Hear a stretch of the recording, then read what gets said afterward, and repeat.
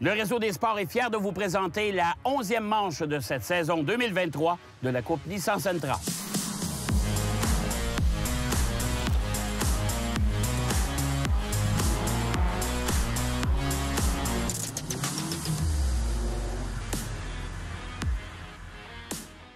Je vous souhaite la bienvenue au circuit Mont-Tremblant pour cette 11e manche de la saison 2023. Toujours en compagnie de Philippe Brasseur, notre spécialiste de tout le sport automobile au Québec, c'est le cas de dire. Salut, mon cher Philippe. Salut, Jacques. On a eu une séance de qualification pour cette 11e épreuve.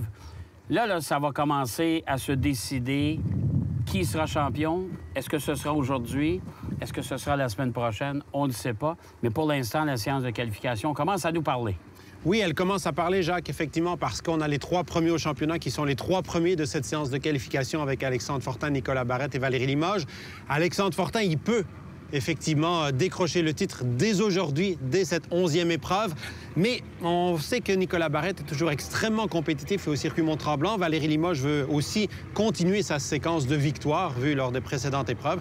Donc je pense que ça va être très chaud entre ces 3-là. Puis le reste du peloton aussi avec les frères Miron, Simon Vincent, tout ça, on sait que ça va jouer dur, mais ça va être très spectaculaire. Bon, il y a une rumeur qui veut que Éric Chaput participerait à cette 11e épreuve. Deuxième retour, parce qu'il a participé à Icar, bien sûr. Chose certaine, Éric Chaput va devoir partir dernier, puisqu'il n'a pas participé à la qualification. Mais Éric Chaput, il est toujours très rapide ici au circuit Mont-Tremblant. Donc, moi, je m'attends à ce que c'est un autre des pilotes qui pourrait nous donner du bon spectacle aujourd'hui avec une belle remontée. Bon, alors, puis il y a toujours Marie-Soleil Labelle aussi, qui fait un excellent boulot maintenant avec la Sentra. Et on voit qu'elle commence à prendre beaucoup plus d'expérience et beaucoup plus rapidement. Oui, alors elle a inscrit des top 10 en course, mais là, elle est maintenant top 10 en qualification aujourd'hui. Donc vraiment, je pense que c'est l'image parfaite de la pilote qui n'a cessé de progresser dans la série, d'abord avec les Micra, désormais avec la Sentra. Et en effet, c'est une pilote qu'il faut surveiller désormais aux avant-postes. Alors, c'est la classique d'automne, bien sûr, ici au circuit Mont-Tremblant. Classique d'automne, peut-être un peu tôt, parce que les feuilles n'ont pratiquement pas changé de couleur. On a une température absolument magnifique. Place au spectacle pour cette 11e épreuve de cette saison enlevante de la Coupe Nissan Sentra. Eh bien, on se retrouve au circuit de Mont-Tremblant, mon cher ami, c'est le cas de le dire, tout vert. Il n'y a pratiquement pas de couleur encore dans les arbres. C'est vrai que la classique d'automne, cette année, c'est une semaine plus tôt que l'an dernier. Oui, Jacques, mais on l'a dit justement en intro, c'est vrai que ça ressemble plus à une classique d'été que d'automne, un départ qui vient d'être donné avec quand même près d'une vingtaine de voitures sur la grille de départ et une course qui devrait déterminer, je pense, des chances de titre de Valérie Limoges et Nicolas Barrette. Sont-ils encore capables d'aller chercher Alexandre Fortin pour la première place? Pour l'instant, en tout cas, eh bien, c'est Fortin qui vire en tête. Mais Nicolas Barrette est tout juste derrière et Valérie Limoges est en 3e place, pendant qu'on aperçoit, lui aussi, notre ami, la voiture numéro 13. Vincent Lalande. Vincent Lalande, merci mon cher Philippe. Vincent Lalande qui fait un retour aussi du côté de Tremblant. Vincent Lalande qui n'a pas participé à toute la saison, en effet, mais qui a quand même, c'est un jeune pilote qui a débuté à 15 ans dans la série en mai dernier et je pense que clairement, il a beaucoup appris. Il a été victime parfois d'accrochages dont il n'était absolument pas responsable. Je me souviens notamment, c'était je crois du côté de Trois-Rivières qu'il était vraiment victime là, d'un incident de course, mais c'est clair que Vincent Lalande qui fait par ailleurs de la course de moto aussi, donc je pense que c'est un pilote qu'il faudra surveiller dans les prochaines années. On est à bord avec lui. Oui, il est tout jeune. D'ailleurs, c'est le plus jeune pilote à vie de la série. C'est vrai qu'il a beaucoup de talent. Maintenant, je pense qu'il est en position de bien le développer. Pendant qu'on aperçoit les 3 voitures de tête, Alexandre Fortin qui résiste, bien sûr, à Nicolas Barrette et à Valérie Limoges. Et Simon Vincent aussi dans une belle bagarre qui tient le coup. Oui, il a plongé complètement à l'intérieur là, au virage du fond pour ravir une place à Vincent Lalande. Donc, on était au niveau justement du passage sous le pont. On s'en va vers le virage Namro maintenant avec les 3 premiers. C'est très proche entre Alexandre Fortin, Nicolas Barrette et Valérie Limoges. Les 3 premiers, Jacques, qui se sont vraiment détachés du reste du peloton. Mais le reste du peloton, là, on a 10 voitures qui roulent très, très groupées. C'est très spectaculaire. Et Nicolas Barrette qui, lui, a toujours des chances au championnat, je pense, hein? Oui, mais je dirais que il faut gagner pour vraiment maintenir ses espoirs de titre en vie jusqu'à la toute dernière épreuve. On est à la 11e course de la saison. C'est encore Alexandre Fortin, le grand favori pour le titre. On va à la pause et on est de retour au circuit Mont-Tremblant.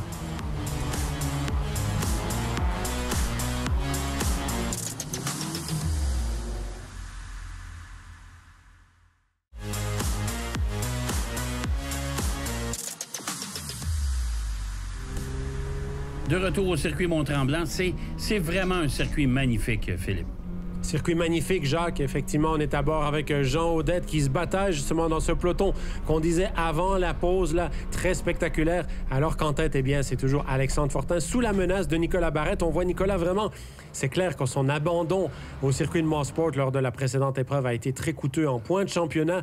Pour Nicolas Barrette, comme on le disait, c'est vraiment la victoire ou rien du tout aujourd'hui. Il faut aller chercher cette victoire. On voit aussi les vibreurs que les pilotes utilisent abondamment, Jacques, parce qu'ils sont relativement peu élevés ici au circuit Mont-Tremblant, mais à la fin, c'est un peu plus compliqué. Et là, Nicolas Barrette s'essaye. Oui, il s'essaye et je pense que ça va être difficile parce que le virage avantage Nicolas Barrette, plutôt Alexandre Fortin.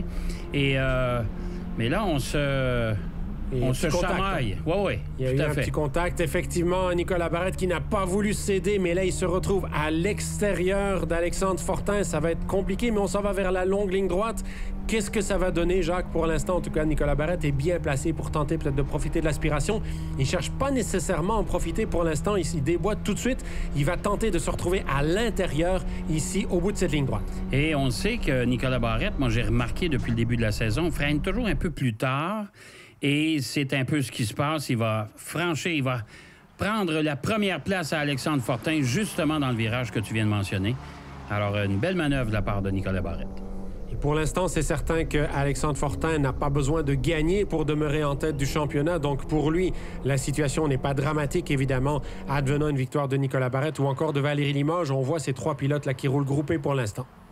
Et on le voit qu'Alexandre Fortin a moins de pression que les deux autres pour gagner justement ce championnat. Alors souvent, ça nous permet d'être un petit peu plus relax à bord de la voiture et de laisser aller un compétiteur si on sait pertinemment qu'on connaît la position à laquelle on doit terminer pour remporter le championnat. Et Alexandre Fortin a montré tout au long de la saison, Jacques, qu'il savait être patient quand il faut. Pilote qui s'est montré très intelligent justement dans sa gestion de course tout au long de la saison 2023. Donc je pense que clairement, lui, il ne va pas tenter le tout pour aller rechercher Nicolas Barrette parce qu'il y a un championnat à jouer. Il est confortablement en tête pour l'instant. Donc pour lui, ce n'est absolument pas dramatique une éventuelle victoire de Nicolas Barrette. Mais ça reste un concurrent alors que là, on a vu la numéro 116 là, qui est pilotée aujourd'hui par Éric Chaput. Cette voiture, donc, qui a été largement et fortement sur le vibreur. Ah oui, tout à fait. Éric Chaput qui fait un retour partiel en Coupe Nissan Sentra, un pilote qui est agressif, qui a un excellent coup de volant aussi. Espérons qu'il sera de retour pour une saison complète l'an prochain. On est à bord avec Jean Audette. Lui non plus n'a pas fait une saison complète, mais malgré tout, Jean Audette, ça a été un petit peu difficile avec quelques incidents de course. L'année dernière aussi, il avait eu un gros accident du côté du circuit de Mosport.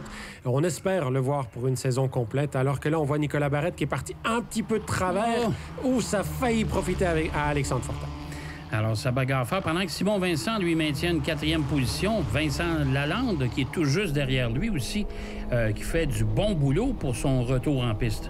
Oui, et là, on voit Valérie Limoges qui tente de ravir la 2e place à Alexandre Fortin.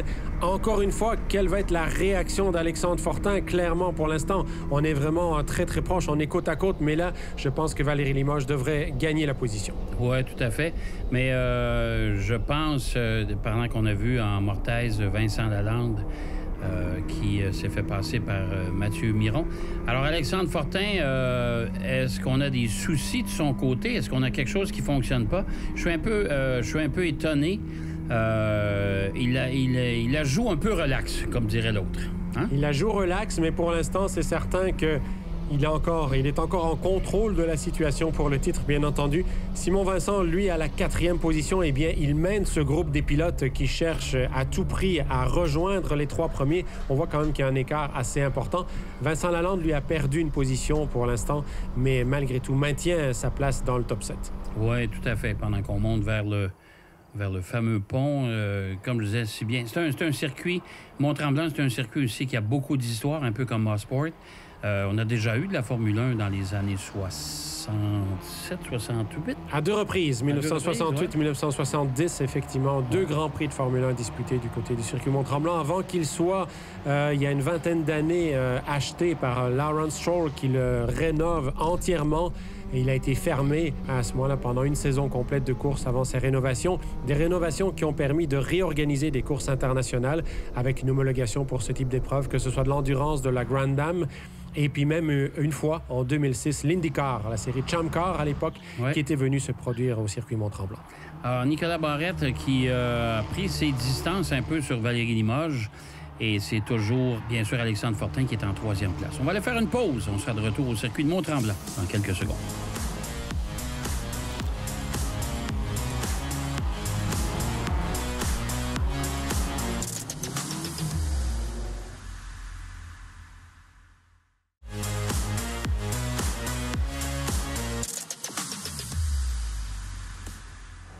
De retour au circuit Mont-Tremblant.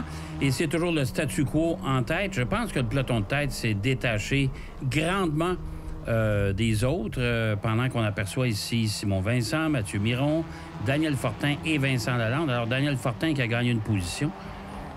Oui, en effet, Vincent Lalande qui a perdu une autre place, cette fois au profit de Daniel Fortin dans la 95. On est à bord avec Vincent Lalande pendant qu'on voit les 3 premiers, Jacques-Nicolas Barrette, Valérie Limoges, Alexandre Fortin. C'est pas fini entre ces pilotes-là. On vous rappelle, c'est une course de 40 minutes.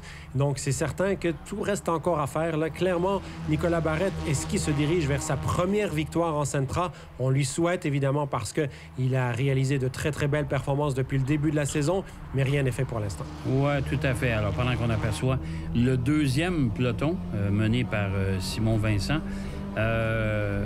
et là, on aperçoit Mathieu Miron qui passe Simon Vincent. Alors, Mathieu Miron, qui, tu le disais si bien lors des épreuves de Mosport, est un pilote qui a bien évolué, qui prend beaucoup d'expérience cette année.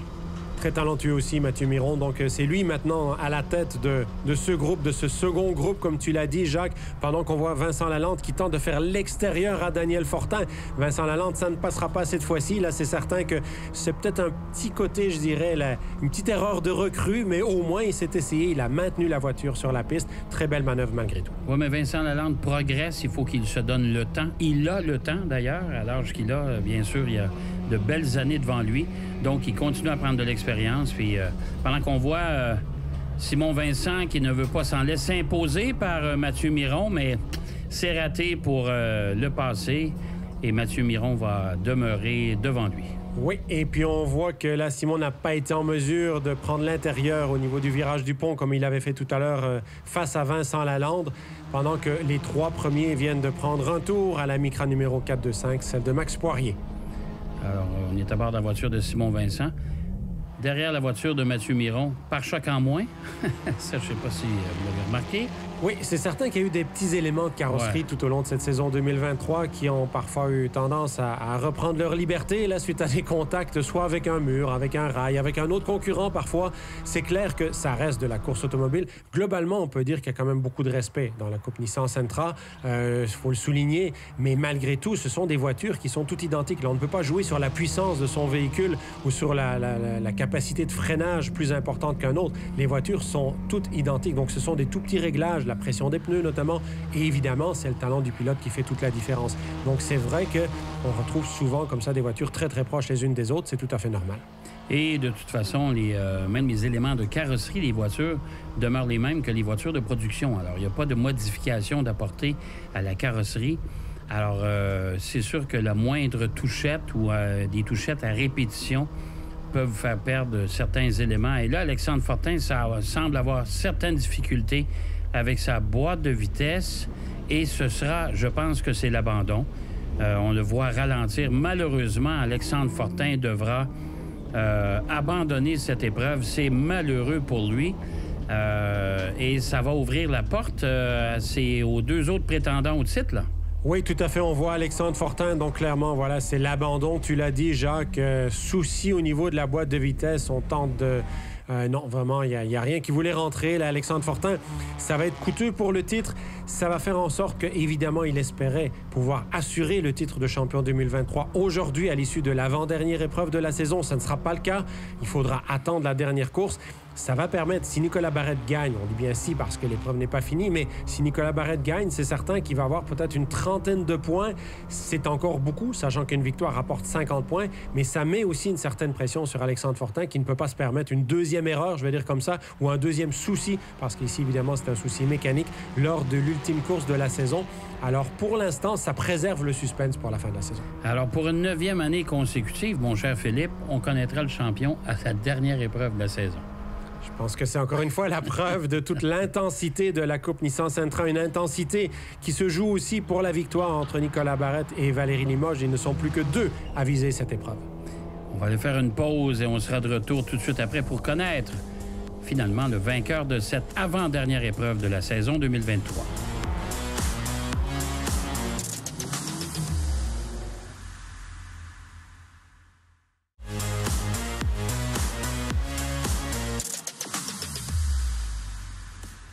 De retour au circuit de Mont-Tremblant pendant qu'on aperçoit l'officiel préposé au départ qui signifie qu'il reste un tour à cette course. Oui, absolument, l'officiel qui a montré le doigt au pilote là pour signifier le dernier tour de course, en effet.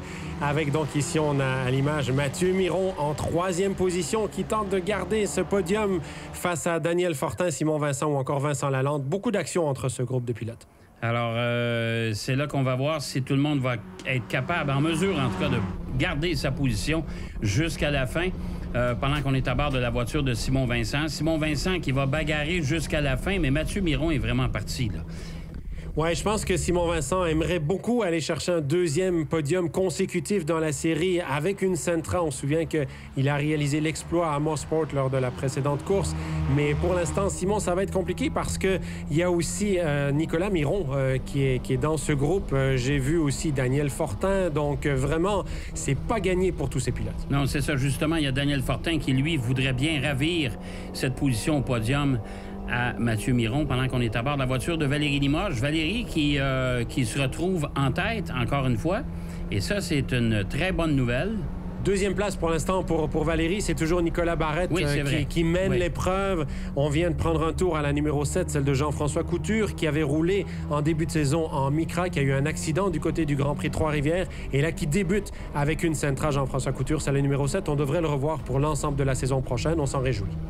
Et pendant ce temps-là, Mathieu Miron et Daniel Fortin, ça bagarre très fort. Qui va freiner le premier pour franchir le virage au bout de la longue ligne droite à Tremblant? Eh bien, il n'y a personne qui le laisse d'espace à l'autre.